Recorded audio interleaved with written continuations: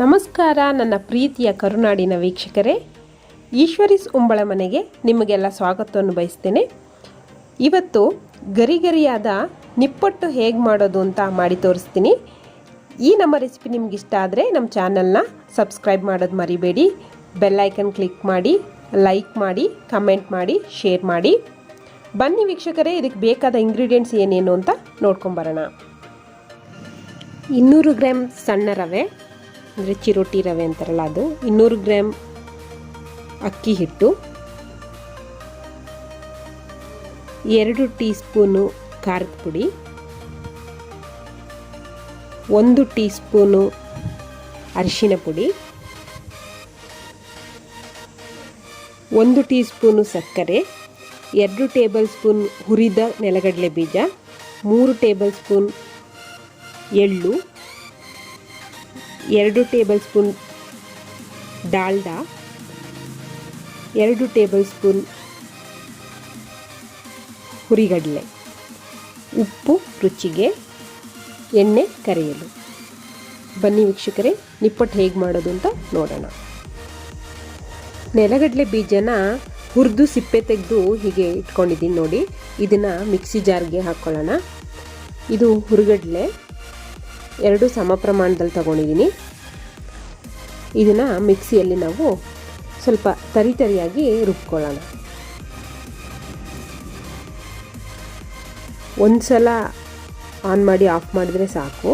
ಹೀಗೆ 1-2 ಸತಿ ಮಾಡಿದರೆ ಸಾಕು. ನೋಡಿ, ಈ ಥರ ಸ್ವಲ್ಪ ಕಾಳು ಹಾಗೆ ಇರಬೇಕು, ಸ್ವಲ್ಪ ತರಿಯಾಗಿ ಇರಬೇಕು, ಆವಾಗಲೇ ಚೆಂದ. ಇವಾಗ ಅಕ್ಕಿ ಹಿಟ್ಟು ಮತ್ತು ರವೆ ಅದನ್ನು ಹಾಕ್ಕೊಳ್ತಾ ಇದ್ದೀನಿ. ನಂತರ ಇದಕ್ಕೆ ಎಳ್ಳು,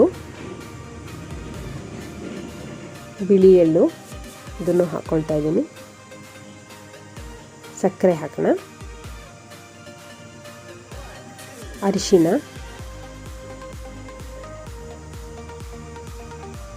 ಖಾರದ ಪುಡಿ. ವೀಕ್ಷಕರೇ, ಖಾರ ಸ್ವಲ್ಪ ಕಡಿಮೆ ಬೇಕು ಅಂದರೆ ಖಾರ ಇಷ್ಟ ಇಲ್ಲದಿರೋ ಕಡಿಮೆ ಹಾಕ್ಕೊಳ್ಳಿ. 1 ಸ್ಪೂನ್ ಹಾಕಿದ್ರೆ ಸಾಕು.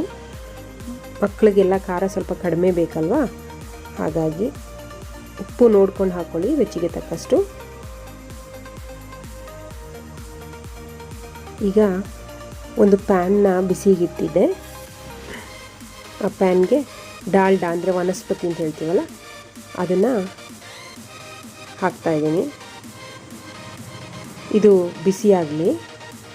ಅಷ್ಟರಲ್ಲಿ ನಾವು ಚೆನ್ನಾಗಿ ಈ ಎಲ್ಲ ಡ್ರೈ ಇಂಗ್ರೀಡಿಯೆಂಟ್ಸ್ನ ಮಿಕ್ಸ್ ಮಾಡ್ಕೊಳ್ಳೋಣ. ವೀಕ್ಷಕರೇ, ಇದು ಚೆನ್ನಾಗಿ ಮಿಕ್ಸ್ ಆಗಬೇಕು. ಉಪ್ಪು, ಖಾರದ ಪುಡಿ, ಅರಿಶಿನ ಅದೆಲ್ಲ ಸಮ ಪ್ರಮಾಣದಲ್ಲಿ ಎಲ್ಲ ಕಡೆ ಬರೋ ಥರ ನಾವು ಮಿಕ್ಸ್ ಮಾಡ್ಕೊಳ್ಬೇಕು. ನೋಡಿ, ಇವಾಗ ಮಿಕ್ಸ್ ಆಗಿದೆ. ಇದಕ್ಕೆ ನಾವು ಕಾಯಿಸಿರ್ತೀವಲ್ಲ ವನಸ್ಪತಿ, ಅದನ್ನು ಹಾಕ್ಕೊಳ್ಬೇಕು. ಬಿಸಿ ಇರುವಾಗಲೇ ಹಾಕ್ಕೋಬೇಕು. ಹೀಗೆ ಮಾಡೋದ್ರಿಂದ ನಿಪ್ಪಟ್ಟು ಗರಿಯಾಗಿ ಬರುತ್ತೆ ವೀಕ್ಷಕರೇ. ನೋಡಿ, ಇದನ್ನು ನಿಧಾನಕ್ಕೆ ಕಲಿಸ್ಕೊಳ್ಬೇಕು. ಹುಷಾರು, ಬಿಸಿ ಇರುತ್ತೆ ಅದು ಕಲಿಸುವಾಗ, ನೋಡ್ಕೊಂಡು ಕಲಿಸ್ಕೊಳ್ಳಿ. ನೋಡಿ, ಇವಾಗ ಎಲ್ಲ ಒಂದು ಬಣ್ಣಕ್ಕೆ ಬಂತು. ಎಲ್ಲ ಇವಾಗ ಮಿಕ್ಸ್ ಆಗಿದೆ. ಈ ಹಂತದಲ್ಲಿ ಇದಕ್ಕೆ ನಾವು ಸ್ವಲ್ಪನೇ ನೀರನ್ನು ಹಾಕ್ಕೊಳ್ತಾ ಹೋಗೋಣ. ನೀರನ್ನು ನೋಡ್ಕೊಂಡು ಹಾಕ್ಕೊಳ್ಳಿ, ಸ್ವಲ್ಪನೇ ಹಾಕ್ಕೊಳ್ತಾ ಹೋಗಬೇಕು ವೀಕ್ಷಕರೇ. ನಾವು ಕಲಿಸೋದು ಹದ ಜಾಸ್ತಿ ಗಟ್ಟಿನೂ ಬರಬಾರ್ದು, ತುಂಬ ತೆಳುನೂ ಆಗಬಾರ್ದು. ಸ್ವಲ್ಪ ಚಪಾತಿ ಹದಕ್ಕೆ ಕಲಿಸ್ಬೇಕು.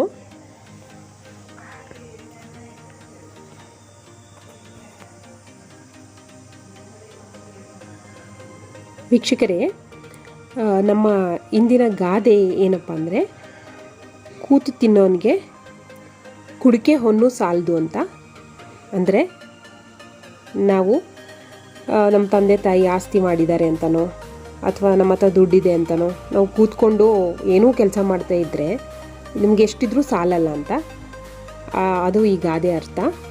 ಹಾಗಾಗಿ ನಾವು ಯಾವಾಗಲೂ ಏನಾದರೂ ಒಂದು ಕೆಲಸದಲ್ಲಿ ನಮ್ಮನ್ನು ನಾವು ತೊಡಗಿಸ್ಕೊಳ್ಬೇಕು ಅಂತ ಅರ್ಥ. ಓಕೆ ವೀಕ್ಷಕರೇ, ಈಗ ಇದು ಕಲಿಸಿದ್ದೆಲ್ಲ ಆಗಿದೆ. ನೋಡಿ, ಈ ಥರ ಬಾಲ್ಸ್ ಮಾಡ್ಕೊಳ್ಬೇಕು.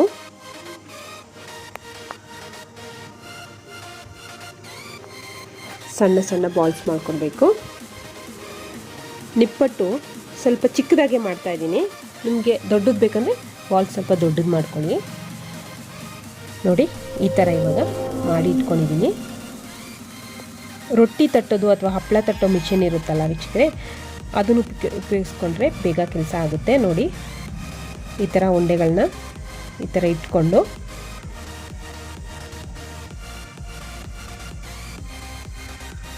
ಹಪ್ಪಳ ತಟ್ಟೋ ಥರ ತಟ್ಟಬೇಕು. ನೋಡಿ ಇದು ದಪ್ಪ ಅಷ್ಟೇ, ತುಂಬ ತೆಳು ಇರಬಾರ್ದು, ತುಂಬ ದಪ್ಪ ಇರಬಾರ್ದು, ಆ ಥರ ತಟ್ಕೊಳ್ಬೇಕು. ನೋಡಿ ಥಿಕ್ನೆಸ್ ನೋಡಿ ಕಾಣಿಸ್ತಿದೆ ಅಲ್ವಾ, ತೀರ ತೆಳುನೂ ಇಲ್ಲ ತೀರ ದಪ್ಪನೂ ಇಲ್ಲ, ಆ ಥರ ಇದೆ. ನೋಡಿ ಈ ಥರ ಎಲ್ಲ ತಟ್ಟಿ ಒಂದು ಕಡೆ ಇಟ್ಕೊಂಡಿದ್ದೀನಿ. ಒಂದು ಕಡೆ ಎಣ್ಣೆ ಕಾಯಕ್ಕಿಟ್ಟಿದ್ದೆ, ಕಾದಿದೆ. ಮೀಡಿಯಮ್ ಉರಿನಲ್ಲಿ ಇಟ್ಕೊಂಡು ಎಲ್ಲವನ್ನು ಈ ಥರ ಒಂದೊಂದಾಗಿ ನಿಧಾನಕ್ಕೆ ಹಾಕ್ಕೊಳ್ಳೋಣ. ಮಕ್ಕಳು ಸಂಜೆ ಸ್ಕೂಲಿಂದ ಬಂದಾಗ ತಿನ್ನೋಕ್ಕೆಲ್ಲ ಚೆನ್ನಾಗಿರುತ್ತೆ, ಗರಿ ಗರಿಯಾಗಿರುತ್ತೆ, ಮಕ್ಕಳು ಇಷ್ಟಪಟ್ಟು ತಿಂತಾರೆ ವೀಕ್ಷಕರೇ.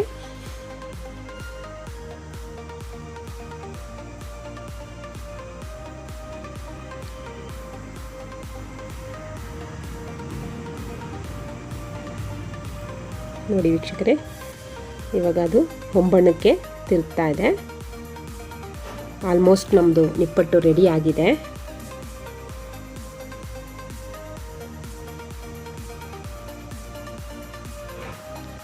ಇದು ಎಣ್ಣೆನೂ ಜಾಸ್ತಿ ಕುಡಿಯಲ್ಲ ವೀಕ್ಷಕರೇ, ಹಾಗಾಗಿ ಆರೋಗ್ಯಕ್ಕೂ ಒಳ್ಳೆಯದು. ನೋಡಿ ನಮ್ಮ ನಿಪ್ಪಟ್ಟು ಸವಿಯಲು ಸಿದ್ಧ ಆಗಿದೆ. ಇದನ್ನು ಎಲ್ಲರೂ ತಿನ್ಬೋದು, ಎಲ್ಲ ಏಜವರು ತಿನ್ಬೋದು, ದೊಡ್ಡವರು ಮಕ್ಕಳು ಎಲ್ಲರೂ ತಿನ್ಬೋದು ವೀಕ್ಷಕರೇ. ಒಂದು ಸಲ ಟ್ರೈ ಮಾಡಿ. ಇವತ್ತಿನ ನಮ್ಮ ಈ ರೆಸಿಪಿ ನಿಮಗೆಲ್ಲ ಇಷ್ಟ ಆದರೆ ನಮ್ಮ ಚಾನಲ್ನ ಸಬ್ಸ್ಕ್ರೈಬ್ ಮಾಡಿ, ಲೈಕ್ ಮಾಡಿ, ಕಮೆಂಟ್ ಮಾಡಿ, ಶೇರ್ ಮಾಡಿ. ಮುಂದಿನ ರೆಸಿಪಿಯೊಂದಿಗೆ ಮತ್ತೆ ಭೇಟಿಯಾಗೋಣ. ಧನ್ಯವಾದಗಳು ಪ್ರಿಯ ಕರುನಾಡಿನ ವೀಕ್ಷಕರೇ.